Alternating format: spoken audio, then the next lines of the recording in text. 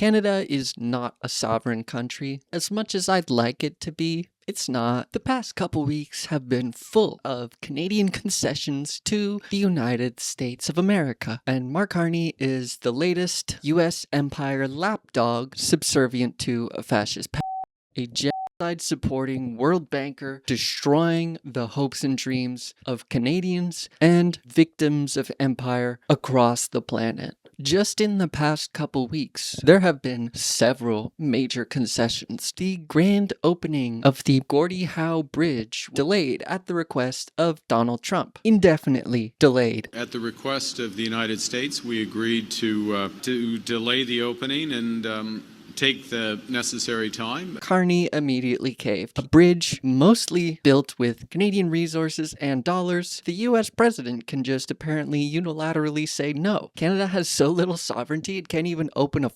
bridge that it already agreed upon. Not sovereign. Another concession, the CRTC had announced a planned 15% tax on streaming services to help fund Canadian content. At the request of Donald Trump, Carney said, ooh, no. As government orders Canada's telecom regulator to review a fee hike for US streaming giants like Netflix to pay into Canadian content. Clearly the streaming services are paying way too much tax already. We gotta cut their taxes. Like Netflix? Hello? As Ottawa faces new US tariff threats, the order was welcomed by streaming companies and the US ambassador to Canada. The second large tax cut that Mark Carney has provided to US tech companies at the request of Donald Trump, who's in bed with the tech companies. We can't even tax companies for providing goods and services within our borders. No sovereignty. Carney is so subservient, he is willing to surrender everything immediately without getting anything in return. Give me some of your leverage, please. I want it. At the request of the United States, Carney goes, okay, here you go. No questions asked. Concession after concession to a hostile fascist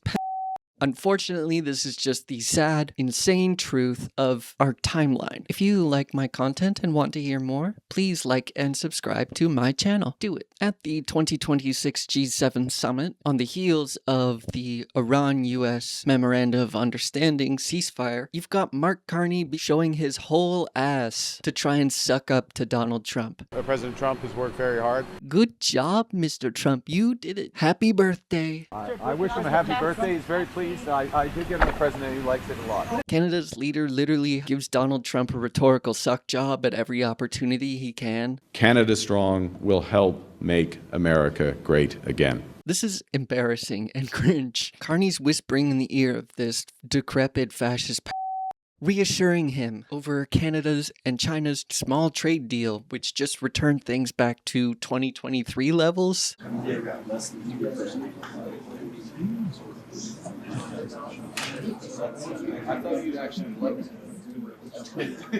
Trade talks with a third-party country apparently need Donald Trump's approval, so much so that the PM is worm-tonguing it into his ear. Yes, master, it's only 3%.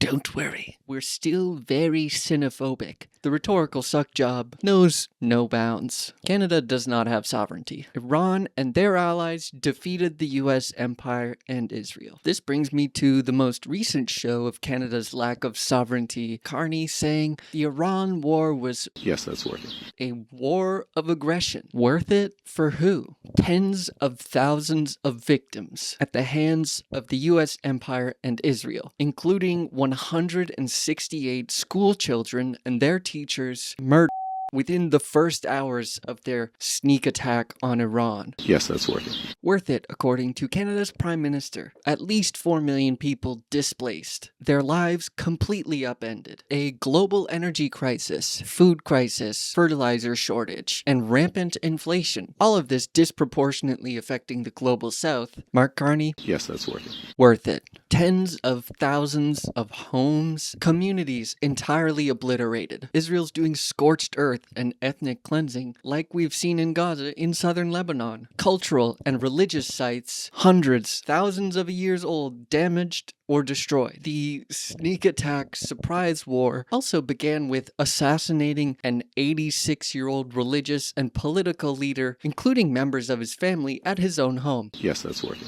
Mark Carney, you're a political leader. Dumbass. You're justifying your own assassination by the U.S. empire in Israel, you stupid mother. Now, apparently, over $300 billion in reparations promised to Iran, which they deserve, by the way, all of it. Death, destruction, and defeat of empire. Carney still thinks it's worth it because Iran can never have a nuclear weapon. I've always believed that it's the biggest exporter of terror.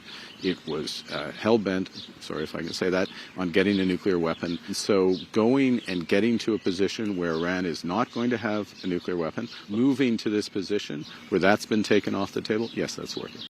168 school children clearly brings Iran further from a nuclear weapon. That's Mark Carney's calculation. It's worth it to him. Fucking pig. He's such a dog for U.S. empire and Israel. He just spouts their propaganda lines. Carney is a dirty imperial bootlicking dog. Iran had a decades-long policy of not pursuing a nuclear weapon. You supported a war of aggression with all these war crimes in it. Canada supports the United States acting to prevent Iran from obtaining a nuclear weapon. And now, after this devastating war, tens of thousands of victims, back to the starting point.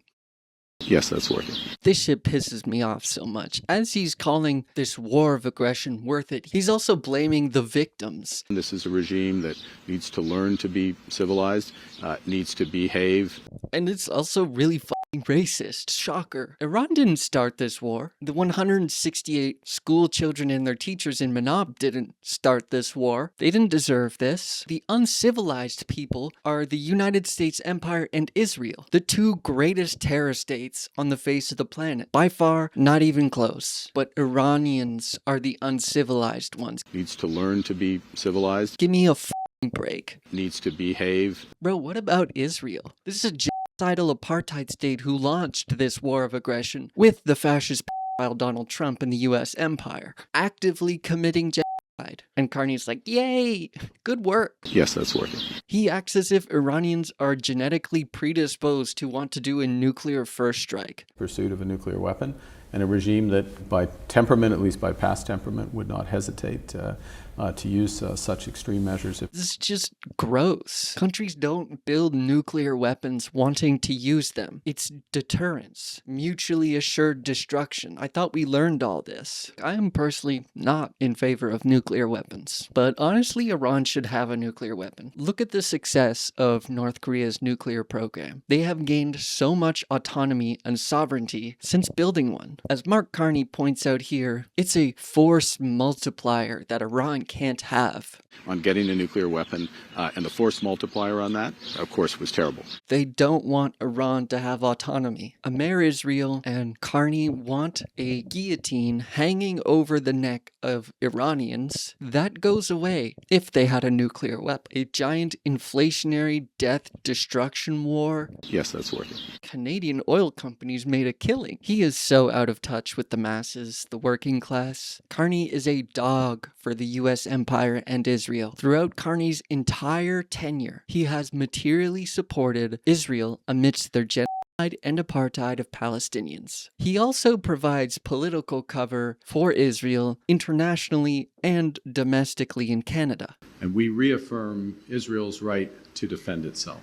He's running defense for the genocidal apartheid state. In a just world, Mark Carney would be on trial. Okay? He sees Israel and the United States as Canada's allies. Canada has no sovereignty. This is so embarrassing for Canada. He's a Zionist, imperial, world banker elite. You know, a Zionist, if you will, Palestinian state. Who is an obedient lapdog for the U.S. empire and capital interests. He'll follow Donald Trump and Israel to the ends of the earth, no matter the cost for the working class in Canada. So gross. Straight up, the worst people are in charge of Canada right now. Let's end this on some hope. The US-Iran peace deal as it sits right now is a good thing. I hope the ceasefire remains intact and that the Israelis are prevented from spoiling peace. Peace is good. Crazy. Iran and their allies' defeat of the US empire in Israel is a pivotal moment in the fall of the US empire. Iran deserves every penny of the $300 billion